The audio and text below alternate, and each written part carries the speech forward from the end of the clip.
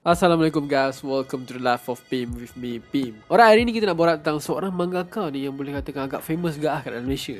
Kat luar tu saya cakap lah, member tu famous gila kat luar sana kan. Tak lain tak bukan my favourite mangaka iaitu Eiichiro Oda. Okay, tak banyak info mudah yang kita boleh dapat tentang one of the greatest mangaka alive ni. Bukan nak cakap dia hidup dalam misteri ke rahsia ke apa kan. Tapi Oda ni dia memang jenis yang tak open to public sangat lah. Dia acah-acah malik lah kalau kat sini. So orang-orang luar macam kita ni nak tak nak kita kena cari sumber yang dah ditranslate tapi sumber yang sahih lah untuk make sure dalam penterjemahan tu tak ada apa-apa yang salah lah. Secara ringkasnya tentang biodata Oda ni, dia dilahirkan pada 1 Januari 1975 dekat Kumamoto, Jepun. Aku tak tahulah apa yang special kat itu sebab aku tak pernah pergi Jepun. So menerusi satu interview ni, Oda dia ada menceritakan lah macam mana dia start meminat dengan melukis ni. Benda ni datang daripada bapak dia. Sebab hobi bapak dia dalam melukis. So dari situ Oda dapat rasakan yang dia boleh jadikan benda ni sebagai satu kerjaya bila dia dah besar nanti. Menjadikan melukis ni sebagai sumber pendapatan utama dia. So kita skip sikit masa umur 17 tahun. 17 tahun Oda ada menang satu award. Bukan award biasa-biasa, Grand Awards.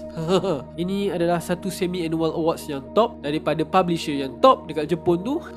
Yang mostly semua peminat Oda memang kenal lah. Yang juga publish manga Oda ni sendiri, One Piece, iaitu Shueisha. So dia dapat nombor 2 lah pada waktu tu untuk komik pendek dia bertajuk Wanted. Kira power lah nombor 2 kan. Sikit lagi nak sampai nombor 1, atas sikit daripada nombor 3. Power tu. And then lepas habis sekolah, Oda dia melanjutkan pelajaran dia dekat satu universiti ni. Dia join universiti Kyushu Tokai tahun 1993. Masa tu aku 3 tahun babe. And dia masih aktif sebagai seorang pelukis manga, masih menang award. And setahun lepas dia join universiti, dia drop. Dia drop pada universiti dia. Aku tak tahulah apa masalah dengan orang-orang yang berjaya ni. Semua drop universiti. Kalau kita drop universiti tak berjaya pun. So dia dapatlah bekerja secara tetap, secara official dengan Shueisha. And dia jadi assistant, jadi pembantu kepada top mangaka yang ada kat situ. Dan antaranya yang aku boleh mention kat sini yang mungkin ramai orang Malaysia kenal adalah Rurouni Kenshin ataupun Samurai X. And Oda ni dia tak give up lah dengan cita-cita dia. Dia masih terus dan menerus hantar lagi beberapa original komik dia. Tapi sayang, kebanyakannya kena reject, kena kritik tentang karakter, lukisan, jalan cerita dan sebagainya lah.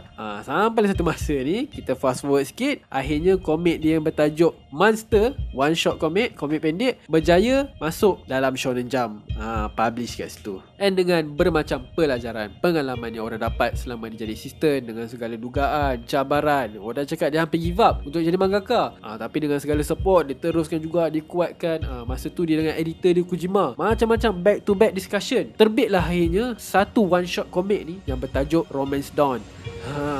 Dan selepas diolah Romance Dawn ni, akhirnya jadilah satu long term series yang dikenali ramai, yang sangat-sangat berjaya pada waktu kini, iaitu One Piece.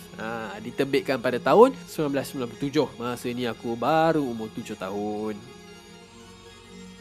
November 7, 2004, Oda dikahwin dengan seorang yang kini bekas model pelakon Chiaki Inaba, and dikurniakan dengan 2 orang anak perempuan. Cuma yang menariknya ada satu berita kat luar sana lah. Dia mengatakan yang cara Oda jumpa love of his life ni masa Chiaki tengah membuat persembahan cosplay sebagai Nami, salah satu watak dalam cerita One Piece. Masa ni dekat Jump Festa Festival tahun 2002. So diorang berdating and end up kahwin lah. Simple je. Tapi life Oda dengan dia punya family agak mencabar lah.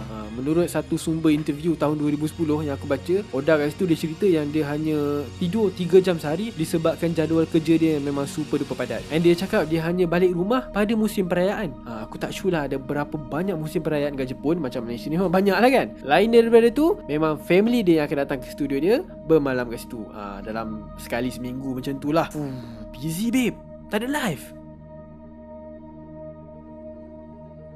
Okey, berbalik semula tentang One Piece. Secara ringkas dia memang dapat sambutan yang sangat-sangat mantap lah. Dan next year lepas diorang publish diorang punya manga, terus diorang dapat diorang punya animated series, anime diorang. And beberapa tahun kemudiannya diorang dapat diorang punya first ever video game tahun 2000. And disebabkan betapa complicated yang cerita One Piece ni, Oda dia sampai buat a series of data book untuk bagi extra detail tentang cerita dia. And dia ada selit-selit sikit pasal diri dia, di mana salah satu data book tu ada bagi tahu lepas je Oda settle dengan One Piece, dia nak buat komik pasal robot pula. Bila tu memang tak jadi, cancel. Dia tak larat dah. Yelah, faktor umur umur, faktor kesihatan. Ini pun sekarang cerita One Piece ni pun kita tak nampak lagi tanda-tanda bila nak habis. Selain daripada tu, Oda ada buat satu collab dengan the legendary Akira Toriyama. Idola dia, sumber inspirasi dia. Tak silap aku dalam 1 jam interview Oda ada cakap, kalau Dragon Ball tak wujud, One Piece pun tak wujud. Mungkin sebab yelah, Dragon Ball ni dia macam satu blueprint lah. Sebab dia punya pengaruh tu besar gila. Tak kisahlah daripada sudut jalan cerita dia, watak dia, lukisan dia, kuasa ke apa kan. Even aku sendirilah, jujurnya aku rasa aku pun memang terpengaruh Dragon Ball daripada kecil lah. Aku rasa kalau bukan disebabkan Dragon Ball, aku tak jadi creative designer sekarang ni. Sudut-sudut kreatif tu semua datang daripada Dragon Ball. And then kalau nak cerita pasal awards ni, memang banyak lah kan. Diorang sendiri pernah menang awards top best selling manga daripada tahun 2007 sampai 2018. Korang bayangkan berapa lama. Itu pun sebabkan tahun seterusnya, tahun 2019 tu, dia kalah dengan Demon Slayer. Cerita yang memang tengah top lah pada waktu tu. Tapi aku rasa dalam banyak-banyak award, antara yang paling famous ni yang Oda dapat adalah dia punya Guinness World Record lah untuk One Piece. Apa title dia? Panjang tu, The Most Copy Published Series by a Single Author.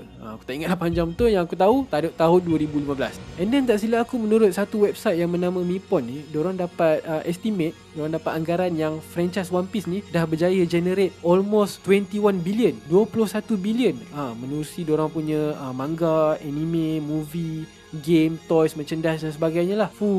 And sekarang ni pun pada awal tahun, One Piece punya manga berjaya reach 1000 chapter and masih berterusan kuat sampai sekarang. And yang bakal menyusul pula adalah dia punya anime yang juga bakal reach 1000 episod. Memang besar, memang gempak, memang jauh dah perjalanan One Piece ni yang Oda create. Memang tak tahu nak cakap apa. So kalau kita nak cerita lebih panjang pun, nak cerita lebih detail pun, memang tak dapat cerita kat YouTube. Memang kena buat movie terus.